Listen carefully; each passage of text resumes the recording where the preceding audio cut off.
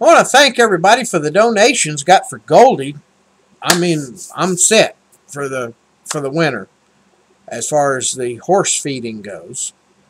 And as I've told you, anything extra is going to other things. There's a place in Donaldson. They don't have a website or nothing. So I'm thinking that's probably where I'll bring a truckload of feed to whenever I get a truckload of feed worth of donations to them, because they're probably the most needy. Let's see. There's another one in Gallatin, but they're doing pretty good.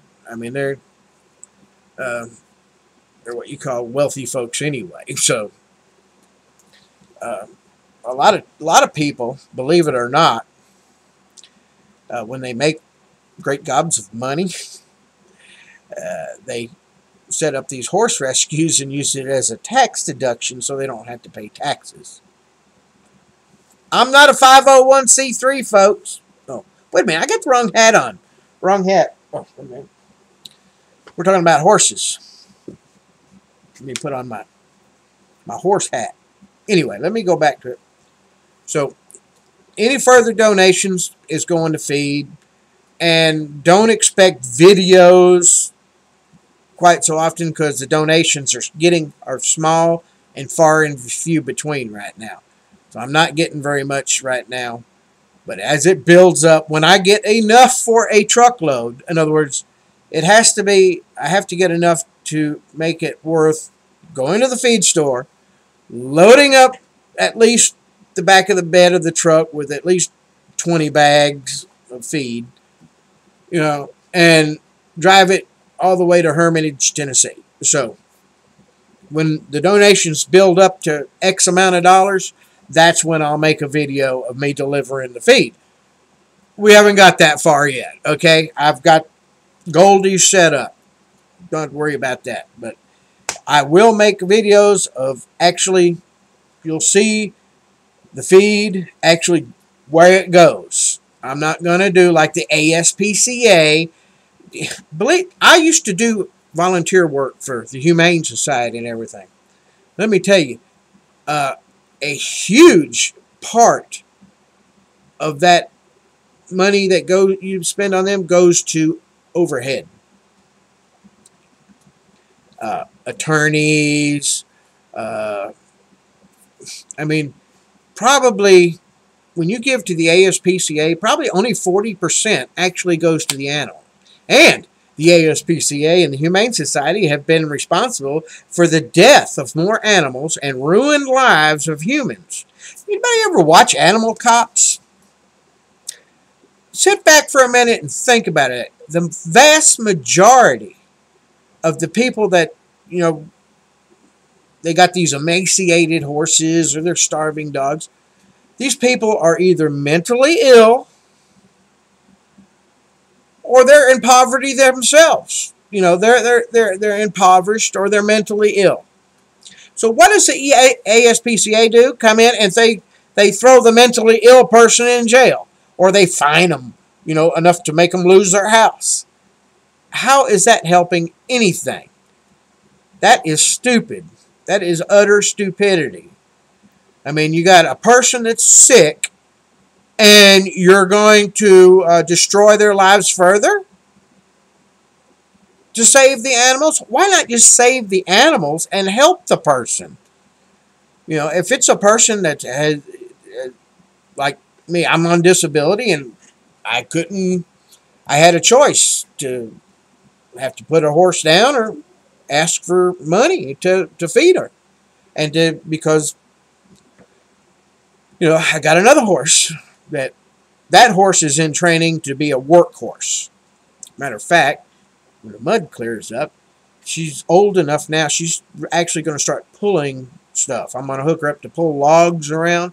And if she can pull a log, she can pull a cart. And she's going to be my car, because the insurance companies and our local government here decided that, you got to pay for the privilege of driving a car. You got to pay for the privilege of having a license. It's not a right to travel in Tennessee or anywhere in the United States. It's a privilege. When did Americans give you? Oh man, don't get me. I had to put on my political hat again. Political about the American cowardly human citizen that have given up their rights. Now, privilege. It's a privilege. But anyway, let's go back to it.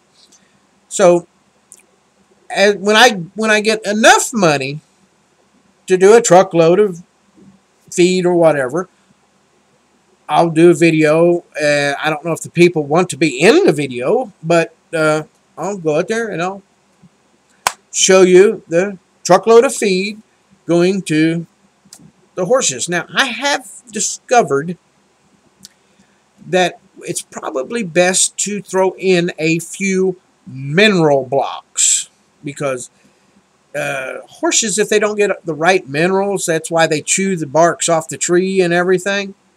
And they do a lot of what they call cribbing. So probably when I deliver to, I'm thinking Hermitage next, when I deliver the feed to them, I'm going to make sure I throw in at least 4 or 5 blocks of mineral in there. So, the horses can have mineral, because the general, when you get these big bales of hay, it's not of the quality to provide, I don't know, minerals. So a little mineral block, which is mostly salt. It's salt and magnesium, and I'd have to go get the label. Just look up horse mineral block, and you'll see what I'm talking about. So I'll probably be throwing some of those into the horse rescue, so they'll get feed supplement. They're already, most of them around here have already got hay, and in those big round bales. So a little bit of supplement will make the crappy hay go further. Okay, in other words, some protein feed. If the horse gets all it wants of hay, that's to fill its belly, and you give it a cup of protein enriched feed, and it gets to lick the mineral block, it'll do pretty good. It will do pretty good. Now, immunizations, vaccinations, and stuff like that, that's another story. Now, I can do that. I can give vaccinations. I was a veterinary technician in the Air Force. I know how to give vaccinations. I can do it intermuscular, subcutaneously. I think I can even remember how to draw blood out of their jugular vein and stuff, if we want to take a blood sample. So, I am qualified to do all that stuff. It's been a long time. I mean, at one time on this farm here, we had 30 horses, believe it or not. So, as far as equine stuff, it's nothing new to me. I even, as I've told in other videos, my uncle that I stayed with as a teenager actually used mules to plow his fields and harvest. So these were working animals when I was growing up. Not only did we have to use an outhouse and cook on a wood stove, but we used animals to plow and do, they were beasts of burden. And the only way we're going to save the horses today is to put them back to work. And, without putting them back to work, they're going to become pets. And a horse as a pet is just not doable like, come here, face it, folks. You cannot do this with a horse, okay? You cannot take your horsey and sit there and do this. So the best thing you can do with a horse is to put it to work. If you're like me and disabled, get a cart. And I would like to try to develop a generating cart. One that when you ride it, every hour that it's okay. I can find a alternator that is like 300 amp hour and hook it up to the wheels on the cart. You'd have to hook it up to the axle somehow and generate at a slow speed 300 amps in an hour. Now, if we can get this prototype done, that means